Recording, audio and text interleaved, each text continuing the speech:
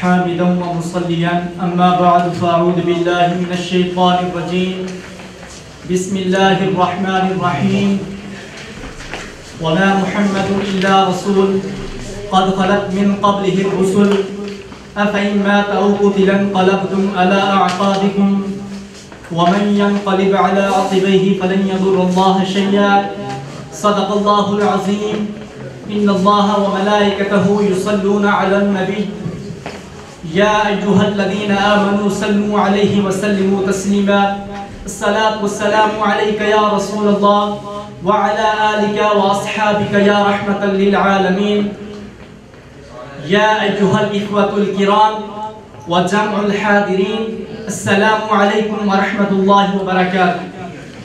هذا عنوان تجمع الكبير اليوم ما كان دور سيدنا أبي بكر الصديق في استحكام دولة المدينة المنورة.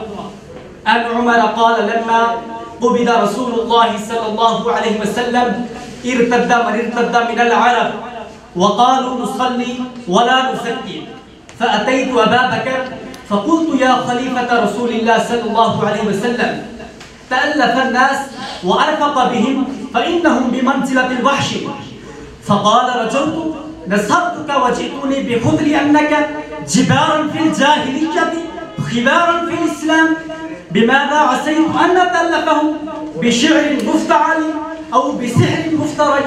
هيهات هيهات معنى النبي صلى الله عليه وسلم. وانقطع الوحي والله لو جاهد لهم ما استمسك السيف في يدي وإن منعوني عقالا.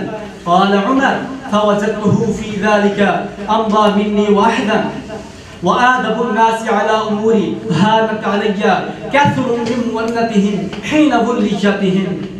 ولما اختلاف الصحابة عن عائشة قالت لما توفي رسول الله صلى الله عليه وسلم أين يدفن النبي صلى الله عليه وسلم؟ وهذا أول اختلاف وقع بين الصحابة رضوان الله عليهم أجمعين، فقال بعضهم ندفنه بمكة بلده الذي ولد بها، وكان آخرون بل بمسجده، وكان آخرون بل بالبقيع، وكان آخرون بل في البيت المقدس مدفن الأنبياء، حتى أخبرهم أبو بكر فقال أبو بكر سمعت رسول الله صلى الله عليه وسلم يقول ما من نبي يقبض إلا دفن تحت مضجعه الذي مات فيه.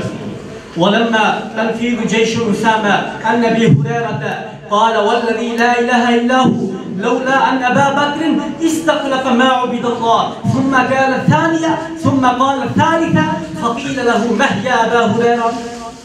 فقال إن رسول الله صلى الله عليه وسلم وجه أسامة بن زيد في 700 إلى الشام، فلما نزل بذي قشر قبض النبي صلى الله عليه وسلم وارتدت العرب حول المدينة واجتمع إليه أصحاب رسول الله صلى الله عليه وسلم فوجه أسامة فجعل لا يمر بقبيل يريدون الارتداد إلا قالوا لولا أن لهؤلاء قوة ما خرج مثل هؤلاء من عندهم، ولكن ندعوهم حتى يلقوا الروم فلقوهم فهزموهم وقتلوهم ورجعوا سالمين فثبتوا على الإسلام. الله أكبر.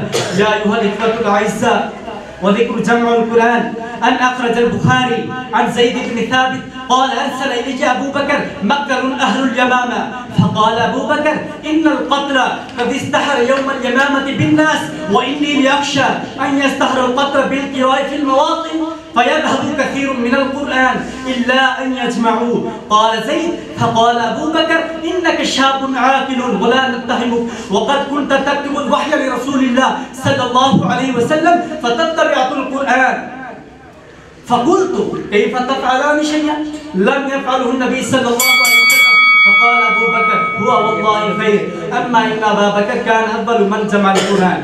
من هنا أختم خطبة متمنيا من جميعكم الدعاء، والسلام عليكم ورحمة الله وبركاته.